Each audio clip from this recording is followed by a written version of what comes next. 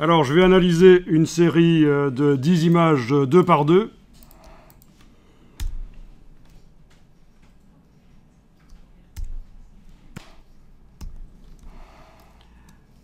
Alors ici, on a quelque part, en effet, ce vers quoi vous devrez aller en numérique, c'est-à-dire, on trouve différentes choses, de la juxtaposition d'éléments, de la superposition partielle d'éléments,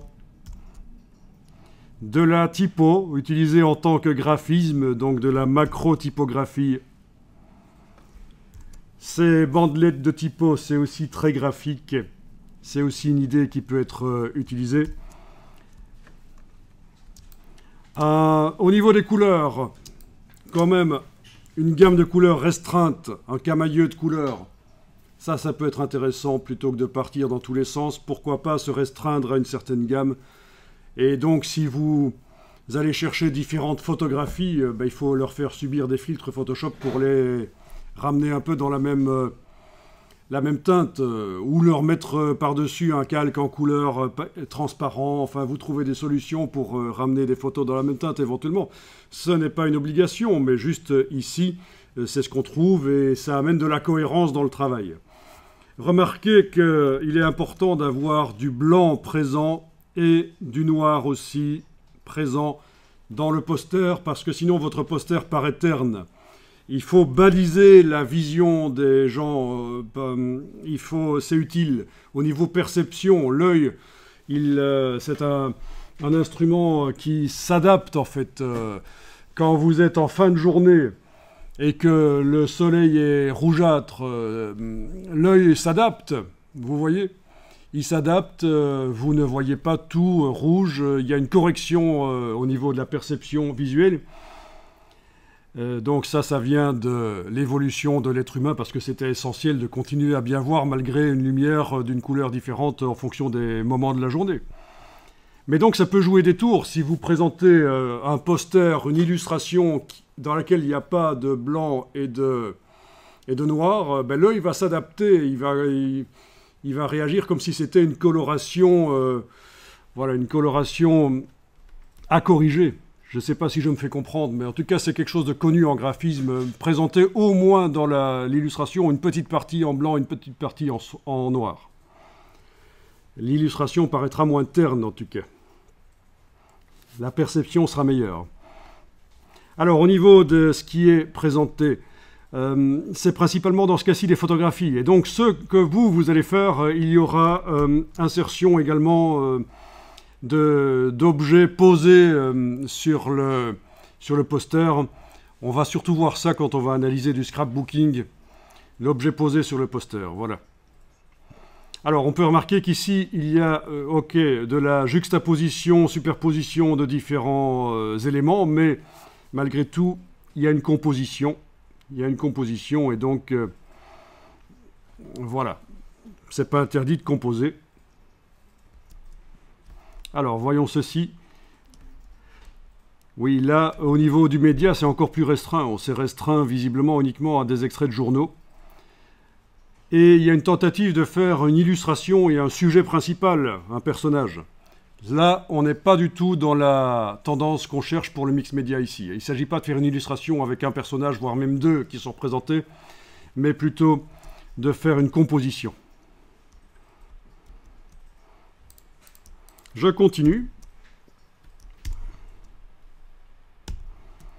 Même chose ici. Alors, ce qui est intéressant par contre dans cette photographie, dans ce trucage-là, dans ce montage, c'est cet effet de couture.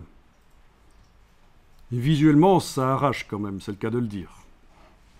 Et donc, il serait peut-être intéressant d'arriver à recréer ça dans Photoshop, en photographiant des véritables coutures et des véritables trous sur un papier noir éventuellement, ou sur un papier couleur, et d'arriver à rendre la couleur transparente pour ne plus garder que les trous et les coutures, et repositionner ça dans Photoshop, c'est une possibilité. Ou alors, vous la jouez fine. Vous pouvez aussi faire un montage dans Photoshop, un assemblage de différents éléments, l'imprimer en haute qualité en couleur, et sur l'impression faire la couture, vraiment avec une aiguille et du fil, et vous refotographiez ça, et c'est votre œuvre, qui peut être à nouveau modifiée dans Photoshop si nécessaire, ou Illustrator d'ailleurs. On ne se limite pas à Photoshop, ici c'est du transversal, InDesign, Photoshop, Illustrator ou application sur tablette. On va ouvrir les possibilités au niveau des logiciels. Donc voilà, ça c'est la partie que je trouve intéressante, la couture. Il faut penser à ça, faire sortir votre œuvre de l'ordinateur d'une manière ou d'une autre pour la retravailler en vrai, c'est une possibilité. Et la réinjecter dans l'ordinateur. Il y a plein d'autres possibilités. On peut aussi imaginer que vous la faites sortir de l'ordinateur en connectant à l'ordinateur un projecteur. Et vous projetez votre œuvre sur quelque chose. Et vous photographiez ce que vous voyez. Et ça devient la suite de votre œuvre, cette photo. Et vous continuez le travail sur la photo. Vous pouvez imaginer des choses comme ça. Donc, c'est le travail. C'est ce que je trouve intéressant dans cette image, en fait. Voilà. On peut dire que ça a de l'impact, hein. Franchement, c'est dérangeant même. C'est bien d'être dérangeant. C'est la preuve que vous faites bouger les choses. Alors, ce qui est intéressant dans cette composition ici, c'est surtout la découpe du canevas avec ses diagonales.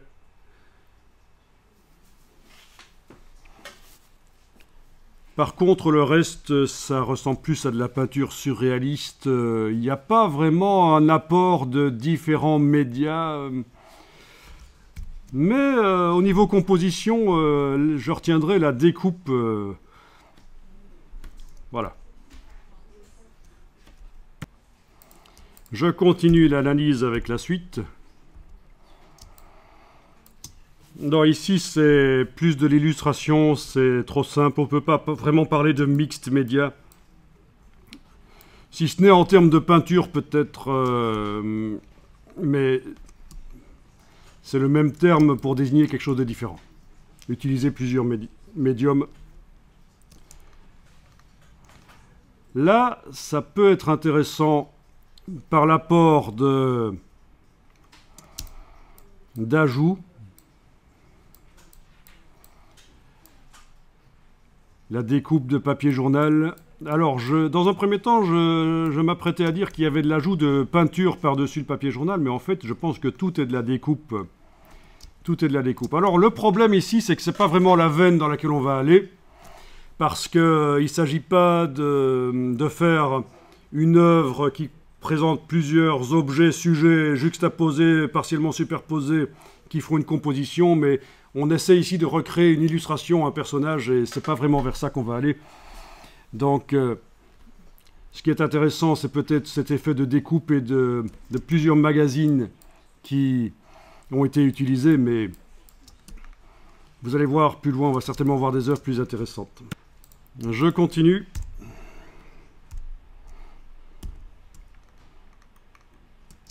Alors, au niveau de la qualité, évidemment, c'est fort pixelisé ici, on n'arrive pas à voir très bien, mais ce qu'on peut au moins reconnaître à cette œuvre, c'est qu'il y a du dynamisme, alors donc, dans la composition, mais c'est pas encore vraiment vers ça qu'on va aller. Je ne sens pas encore vraiment d'objet superposé avec un ombrage qui donne l'impression qu'il est vraiment superposé. Je passe à la suite.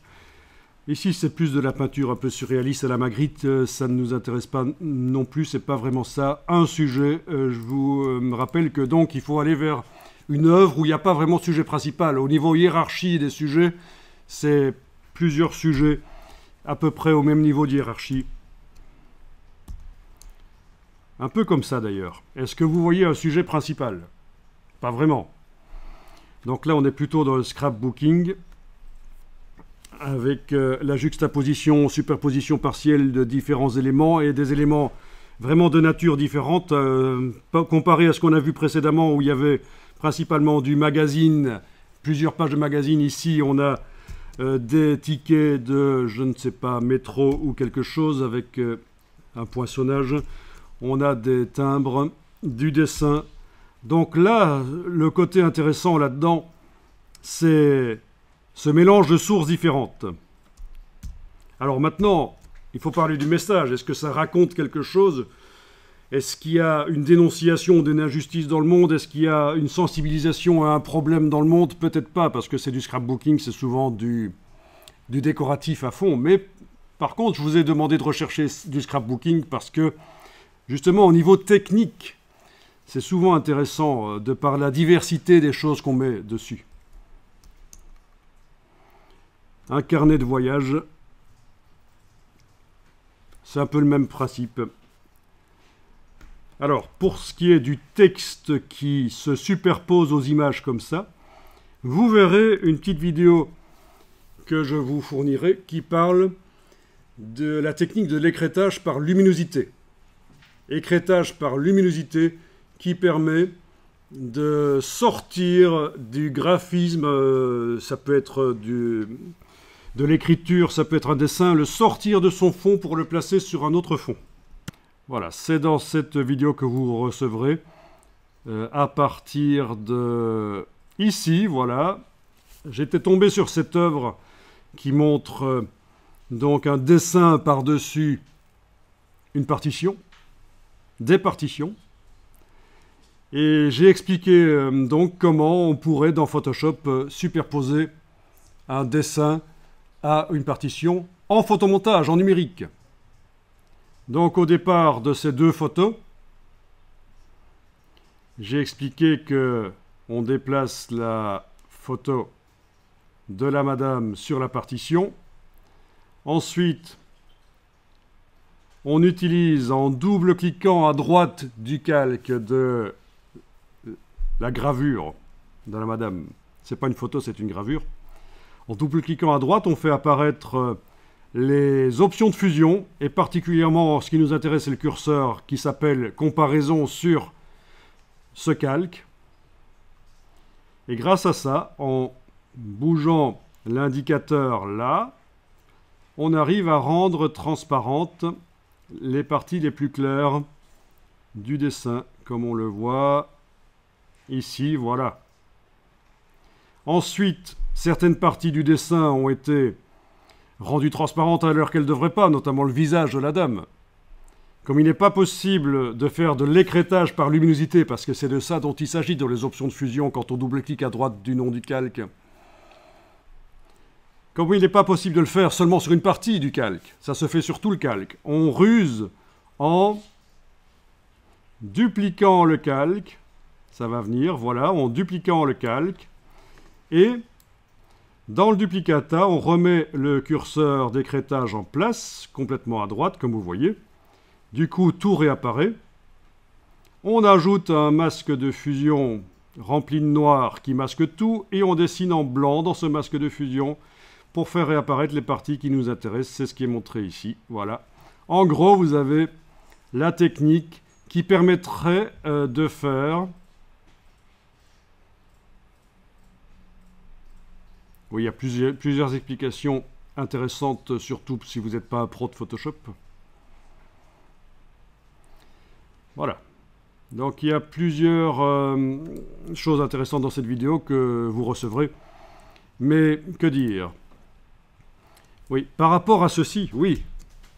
Ce qui a été fait là sur la gravure de la dame pourrait être très bien fait sur du texte, bien sûr. Vous avez du texte qui est sur papier. Très facile de le rendre le fond transparent. Pas besoin de jouer avec la baguette magique, tout ça c'est foireux. Ou d'autres techniques de sélection, plage de couleurs, tout ça vous oubliez. La meilleure technique dans ce cas-là, ce sera la technique de l'écrêtage par luminosité qui est dans la vidéo. Je ne vais pas refaire la démo ici, hein, vous aurez la vidéo, ça reprendrait 30 minutes. Pour ça, on a des choses plus intéressantes dont on doit encore parler éventuellement. C'est une technique que j'ai expliquée, bon je l'explique, ça fait plus de 20 ans que je l'explique parce que c'est pas nouveau. Et régulièrement, on a des des gens à qui j'explique ça qui deviennent d'extrêmement mauvaise humeur. Ah mais ça râle, hein, ça râle. Hein, ils se lèvent de leur chaise et ils sont pas contents. Pourquoi? Mais parce qu'ils se rendent compte que ça fait des années qu'ils perdent un temps énorme à faire, à essayer de faire ça. Le résultat est moins bon, alors qu'ici, en moins d'une minute, c'est fait. Il faut juste se renseigner. De toute façon, en informatique et en infographie, il y a toujours une règle que je vous ai déjà dite peut-être, mais je vous la redis. Tellement c'est important. Vous faites quelque chose d'ennuyeux et répétitif. Il n'y a qu'une seule chose à faire face à cet état de fait. Que faire? Il faut arrêter de le faire. Et aller voir sur Google s'il n'y a pas quelqu'un qui a inventé un système pour faire ça plus vite. Ah ben oui. Parce que c'est pas normal sur un ordinateur de faire des choses répétitives et ennuyeuses. Et un ordinateur, c'est justement fait pour ça. C'est lui qui doit faire les choses répétitives et ennuyeuses, pas vous.